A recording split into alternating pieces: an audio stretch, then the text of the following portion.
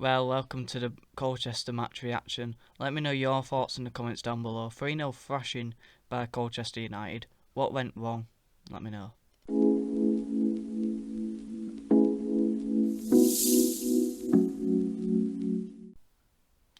Well, welcome to the match reaction.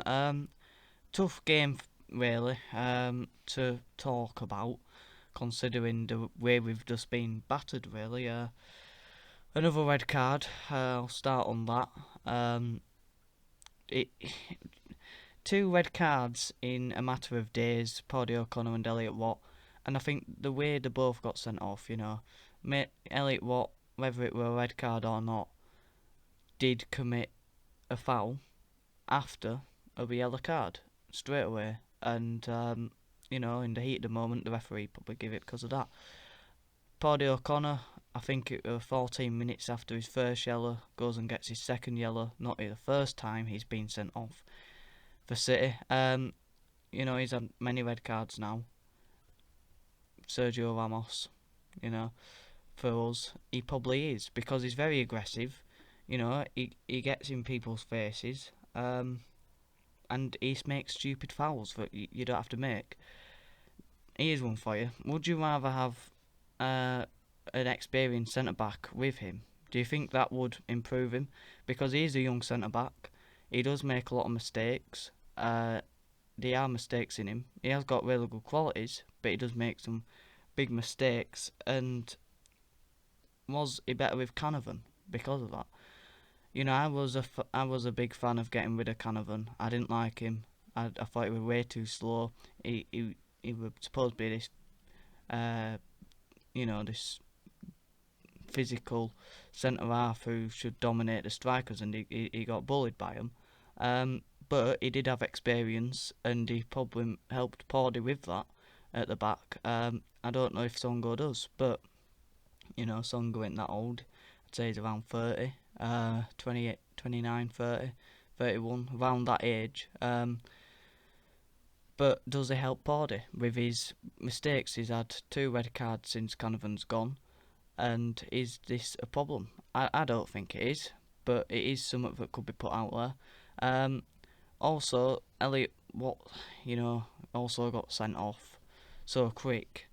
I don't care if it's the ref's fault or not.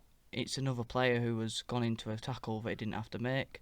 Paddy again, his second yellow, didn't really have to make that challenge.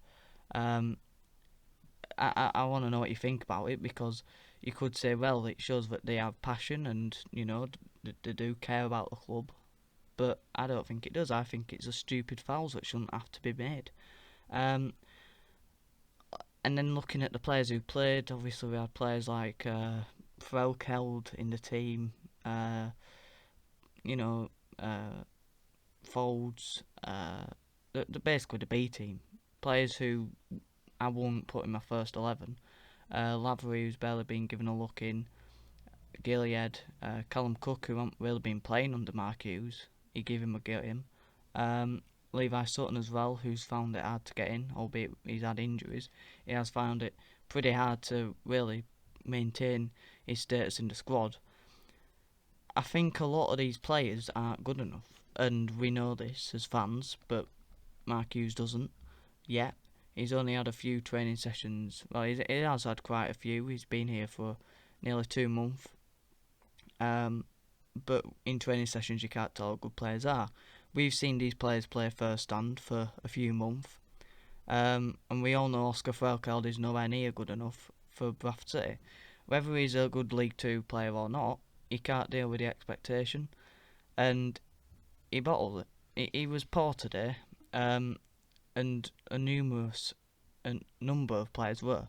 Midfield, we lost that battle. We were shocking in midfield. We when we were on the ball, the midfield didn't move up the pitch quick enough. They looked like a real lack of effort. These players didn't look like they put enough effort in, and I think this is something that needs to be questioned. Are these players up for it? Although I'm not gonna go full in on them, because they aren't good enough. We know this. A lot of these players aren't good enough. A lot of these backup players aren't. Our 3 best players arguably were on the bench. Another one was suspended. and our two centre halves who I like Songa and Pordy weren't at it. But I think a lot of these players aren't good enough. I'd rather have Vidal over Folds. I think everyone with their in their own right mind would rather have Hendry over Frelkeld. Um, Bass is Bass. He can have a good game, make a good save, and he's got a mistake in him. But I think that's just a League Two goalkeeper. They can do something good, but they have frequencies to do something to make a big blunder. Uh, I think when you go through this squad, you've got a fine selection of terrible players who aren't good enough for us. And today proved it. I'm not going to overreact. I'm not overreacting today because it's a game that don't matter. I think we're down to 18th, which isn't good enough for us. We are sliding down the league table, and every season we seem to be getting worse. But I do think a lot of these players aren't good enough, and I think that's why they played, because Mark Hughes wanted to get a deeper look into them. But these players were playing for contracts. It's not like us as fans. We feel like there's nothing left in the season. We're looking forward to next. These players are either playing for a contract at City or even for another League Two club, because other League Two clubs will be looking at these players and thinking, do we want them here? Do we want these underperforming Bradford City players who are not good enough for them? Why would they be good enough for us? We've had a number of players who have dropped down into a National League recently. Richards Everton, we knew he wasn't good enough. Akpan, Reeves, who did come back up. And clubs will be looking at them players and thinking, why would they be good enough for us? So they have got a lot on the line, unlike some who probably should stay.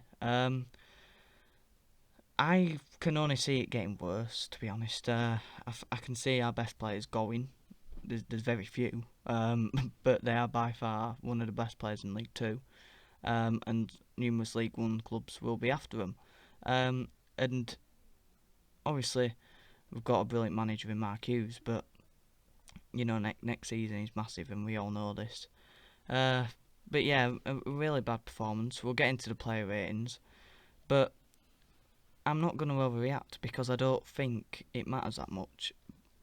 And it's a good test because it don't matter about losing. The way we lost wasn't good, but we wanted to see these players play again under a new manager, and they proved to us that they are just not good enough.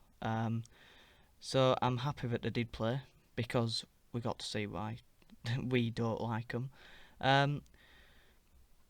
But yeah, we need to take a look at ourselves in the summer and recruit some good players who know what it means to play for this football club.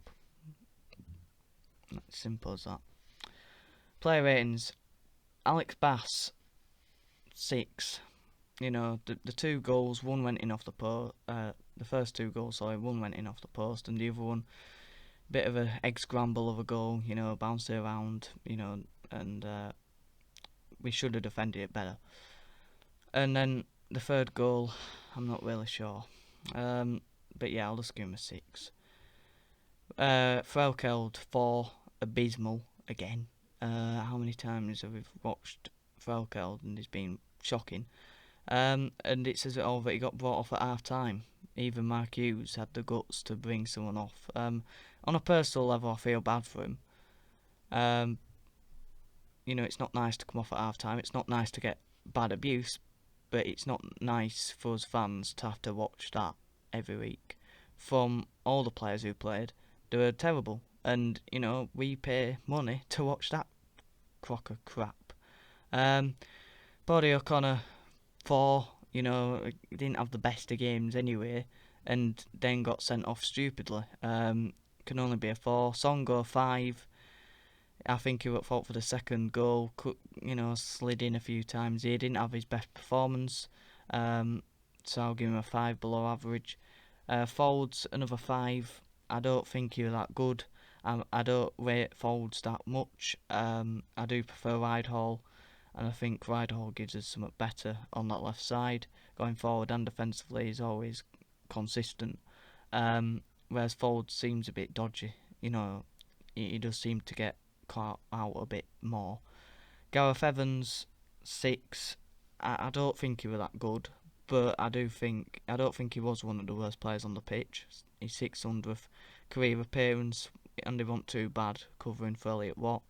Sutton, I'm gonna. I think all the midfielders a bit of a par today. Gareth Evans was the best one out of the lot. Gilead, I'm going to give a 5. Sutton, I'm going to give a 5. And Callum Cook, I'm going to give a 5. Neither of them three look to really create much chances going forward, and neither of them seem to do well enough for us. And, when you look at these players, you think midfield, we lost that battle. And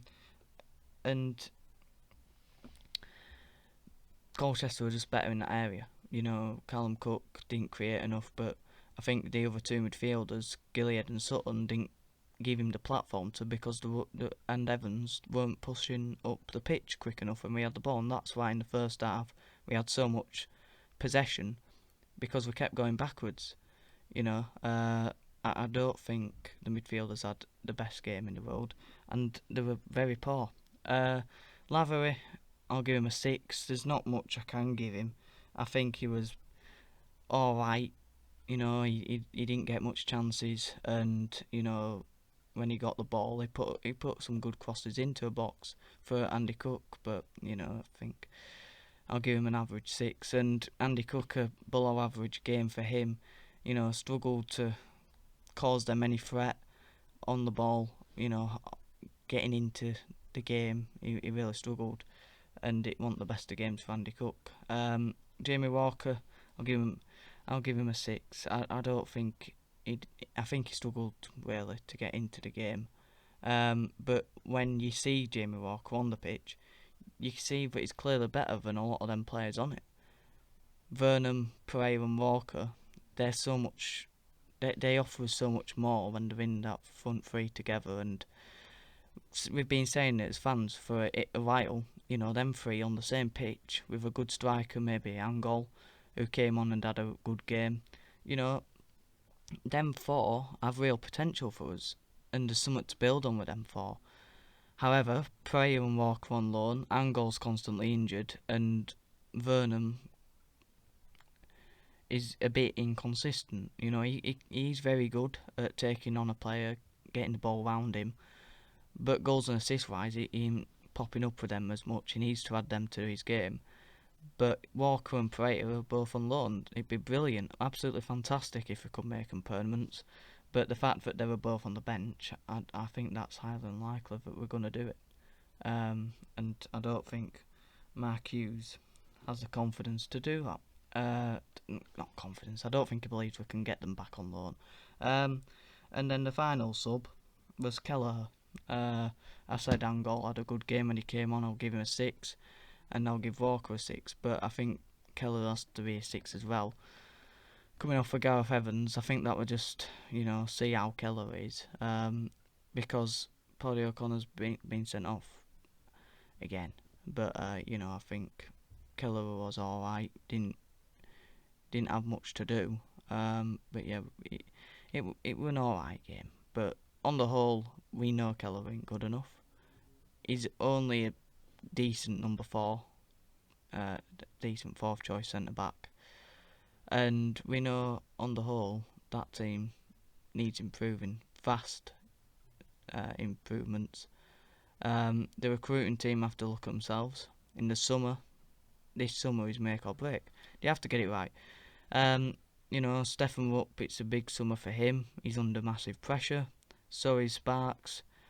Mark Hughes, he'll always be under pressure from the outsiders, the media, and Stefan Rupp, with the sacking managers that we do, he'll always be under pressure. But it is Mark Hughes. He needs a good summer, and we have to get it right on recruitment and getting rid.